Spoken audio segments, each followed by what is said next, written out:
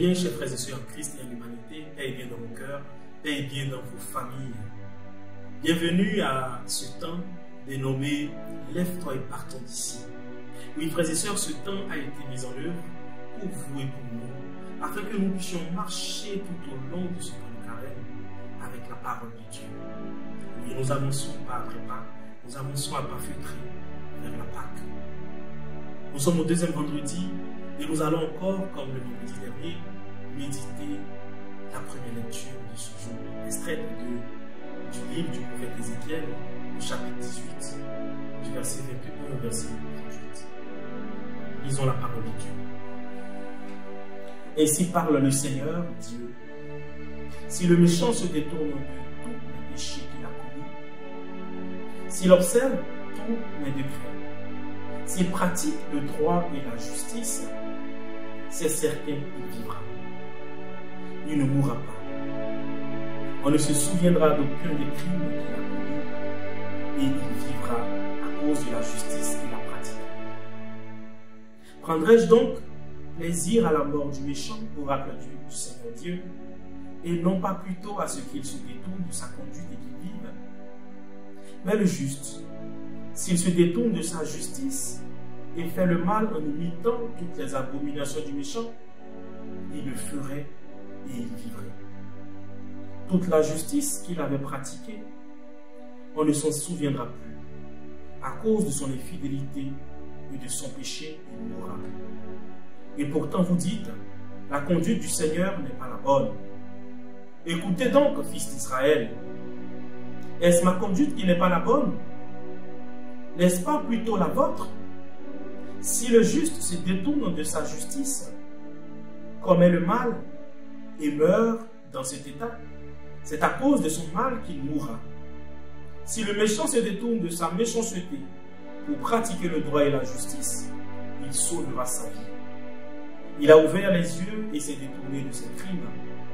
C'est certain, il vivra. Il ne mourra pas. Parole du Seigneur. Nous rendons grâce à Dieu. Frères et sœurs, le prophète Ézéchiel donne la parole du Seigneur. Oui, vous le savez, pendant qu'il donne cette parole, le peuple hébreu est en captivité et à Babylone. Et quelles que soient les situations de nos vies, qu'elles soient difficiles ou plus difficiles, le Seigneur suscitera toujours des personnes pour vous sortir de cette situation. Aujourd'hui encore, le prophète Ézéchiel nous dresse un tableau assez complexe. Complexe parce que, vous voyez, c'est deux situations paradoxales. On nous dit ici que si le méchant se détourne de ses péchés, donc si le méchant se détourne de ses péchés, il vivra. Si le juste pratique des actes du méchant, il mourra. Au chapitre 18, à partir du verset 5, le prophète Ézéchiel dresse un peu la définition, nous donne la définition du juste et après la définition du méchant. Frères et sœurs, en écoutant cette parole, nous sommes appelés à comprendre que Dieu ne ferme pas la porte. Dieu est miséricordieux. Il est plein d'amour. Dieu n'est pas dans les jugements qui n'ont pas de possibilité de recours. Avec Dieu, il y a toujours un recours. C'est pourquoi justement, le méchant, s'il se détourne de ses actes, s'il se répand, il vivra. Et c'est justement la raison pour laquelle aussi, vous voyez dans le livre de Jonas, vous voyez un peuple, les habitants de Ninive, qui ne vivaient pas selon les principes, les préceptes de Dieu. Dieu envoie Jonas leur parler. Il y avait déjà une sentence sur Ninive. Mais au vu de la repentance du peuple, au vu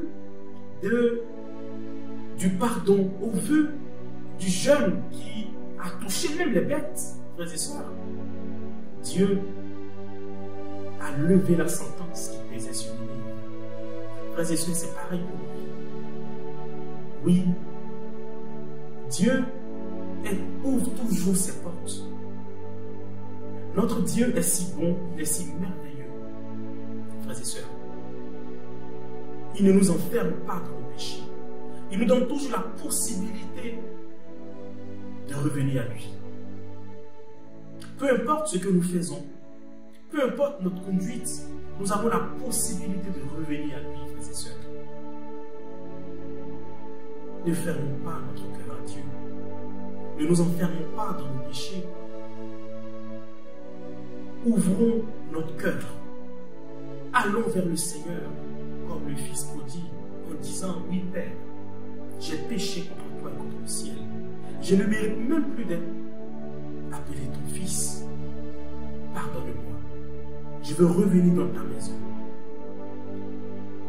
Le Seigneur nous acceptera. Il nous acceptera comme il accepte cette brebis perdue qui revient à lui. Il n'a plus besoin de chercher les 99 autres. Il vous cherchera parce que vous avez besoin de lui, il le sait. En revenant à lui, il y aura une joie dans le ciel, frères et sœurs. Oui, le méchant, s'il se détourne de ses péchés, frères et sœurs, il vivra. Alors que le juste, s'il commet les actes du méchant, il mourra. Et bien notre vie n'est pas une vie enfermée, comme je viens de le dire. C'est une vie dynamique. C'est pourquoi nous devons, frères et sœurs, dans notre attitude de juste, nous devons continuer. Nous ne devons pas être freinés.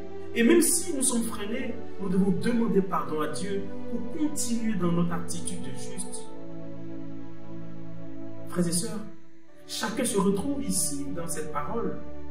Chacun se retrouve dans la parole de Dieu adressée par le prophète Ézéchiel. Oui, frères et sœurs, ce temps de carême est un temps propice pour nous. Revenons à Dieu. Il a les bras ouverts. Ses bras sont ouverts pour nous. Ses bras sont toujours ouverts pour nous. Il veut nous prendre dans ses bras. Malgré notre état, il veut nous sauver. Son désir le plus ardent, c'est que l'homme soit sauvé, frères et sœurs. En ce temps de carême qui nous est donné, que l'Église nous donne, frères et sœurs, revenons à Dieu. Revenons à lui des cœurs sincères. Revenons à lui des cœurs sincères, afin qu'il puisse nous sauver, afin qu'il puisse nous emmener vers lui pour goûter à sa joie, pour goûter à sa bonté, frères et sœurs. Que le Seigneur nous bénisse, qu'il nous prenne en grâce, qu'il nous accorde sa paix et qu'il nous aide surtout à revenir à lui, peu importe notre statut, même si nous sommes des méchants.